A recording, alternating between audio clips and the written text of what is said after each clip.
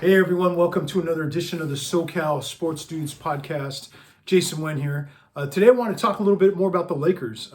Been looking pretty good lately. They've gotten a five game winning streak going on right now, which has been kind of exciting. Playing some good competitive ball, and without one of their top players, if not their top player, Anthony Davis, who's out with a knee injury. But wanted to also, apologize to Laker fans. I was kind of like Mr. Doomsday going, it's horrible, it's a mess, it's unwatchable. But, they are making some progress. They're looking better. Darvin Ham's got them playing really, really hard, you know, tough nose kind of style of basketball. It's kind of fun. They're scrappy. They're hanging in there every game. They have a lot of undersized players on there, but they kind of all bought into the system. Westbrook coming off the bench, I think, has made a big difference. Him not insisting on being the starter and needing to play hero ball all the time. It's like kind of nice. He's been a pleasant surprise thus far, especially after that first couple of rough weeks there where we got to the really slow start. He's been doing really well, adjusting to his role off the bench, and a really good playmaker off the bench. I mean, he's showing, of course, why he was a former MVP type and getting all those triple doubles, but besides just the stats, he's kind of getting in there and playing style of ball that when he kind of keeps under control, it's like something that definitely is a benefit to our team. So I just want to talk real quick about them. I'm happy to see them kind of in this little 5 game winning streak here. Hopefully they can keep this rolling. They had a nice win last night against Sacramento, which was the team that had beaten us a number of times, and usually the Sacramento wasn't a team that we'd expect to take losses to, but they got a bunch there with De'Aaron Fox and Sabonis kept giving us a hard time, or we weren't able to overcome that and get wins against them. But we were able to get one last night, even a little bit shorthanded. We got contributions from T. Bryant and Schroeder, and of course Westbrook. Patrick Beverley's playing a lot better. We're getting JTA getting in there doing some things. Wenyen Gabriel, Kendrick Nunn has come to life. So there's like some suddenly reasons for optimism here, and hopefully we get AD back here soon. Middle of the month or so, middle of January. That can really help put us on the track with everything that's going on now. So they've won six of the last 10. And they're in the 11th spot now at 19-21. Not the ideal record, but I mean, only 3 games separate spots 5 through 13 in the Western Conference standings. So, the 11th spot now, but a couple of wins, a couple of losses by another team, and suddenly they could be climbing up the rankings there. So it's kind of, a top 3 that are quite a bit above the rest. The 4th spot, of course, right close to that. And then 5 through 13, as I said, only 3 games separating all those teams. So they're all clustered together there. And some of them are going to continue to there are going to be some surprises, I think, coming into the season. A team that you would thought would have been a doormat, and a team that never sniffs playoffs or is in contention is suddenly going to be hanging in there because of all this, the tight grouping there in the West. So, 5 game winning streak against Sac, Atlanta twice, Miami, Charlotte. So nice batch of wins there. Did pretty good on that road trip that they were on going back east. So now they come home. They got 7 of their next 9 home games. So they'll play tomorrow night at Denver, which of course that's a tough one, playing in the high altitude against there's top seed in the West right now with Denver with Jokic and Gordon and Murray. So they're loaded there. KCP's been a great fit for them, shooting real high percentage from 3-point land. But after that game, they come home and they play 5 straight home games. Then they go on the road to play Portland. So that's a road game, but it's not, super far away. They come back home and play 2 more home games. And then they head out on the road and will play an East Coast swing there, 5-game road trip there against some pretty good teams. On that road trip, they'll play Boston, Brooklyn, the Knicks, Indiana, and New Orleans. So that's going to be a tough test. Hopefully by then we could have AD back. A couple other guys we're missing right now with Lonnie Walker, the 4th, and Austin Reeves are both out probably until later in the month.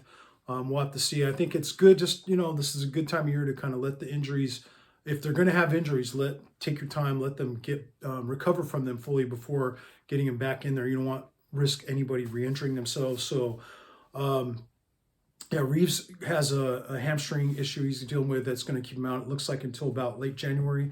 You never know. He's a young guy. He can maybe get some treatments for it, and maybe that thing starts to feel a little better. He can get in there and get back sooner. Lonnie Walker's been kind of in and out dealing with that knee.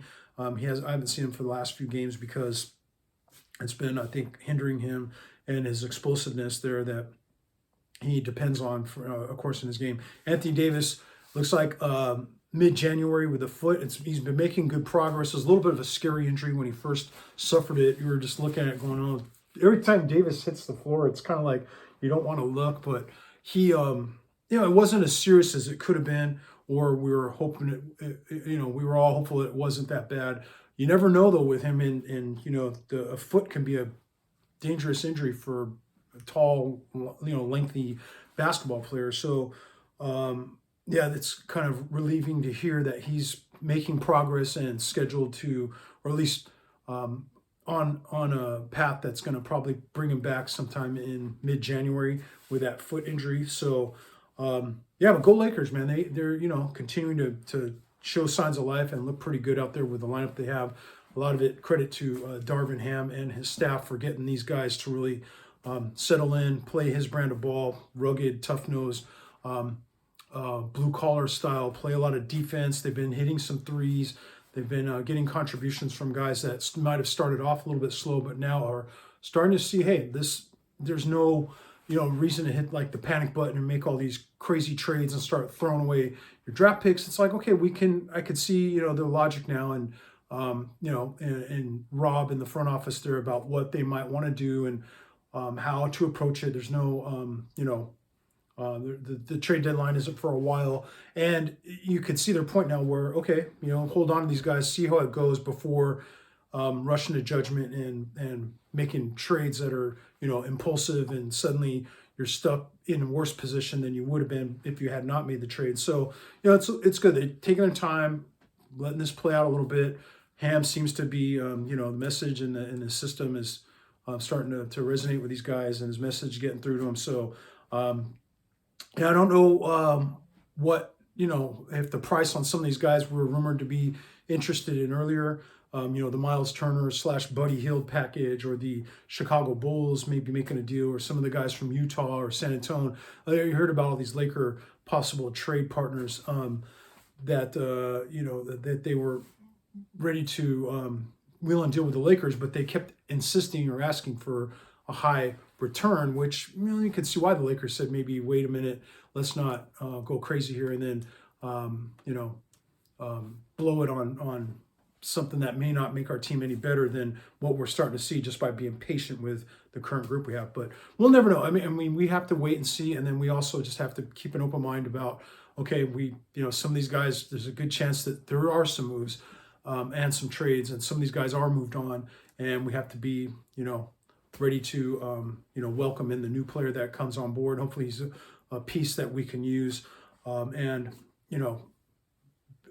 we can intelligently make, sound decisions moving forward with both when it relates to our cap situation, which draft picks and assets we have, keeping maybe the youth in the roster there, and not having years past where they kind of just change from one to the other, back to the next, and you're going, what's the path here? It was all kind of a windy road there that we took. But anyway, just wanted to come at you guys with a quick Laker video. It's kind of encouraging to see. I'm a big Laker fan, and it's kind of fun to watch him have some good moments here. So we'll continue to keep an eye on this. This is, of course, as of January 9th.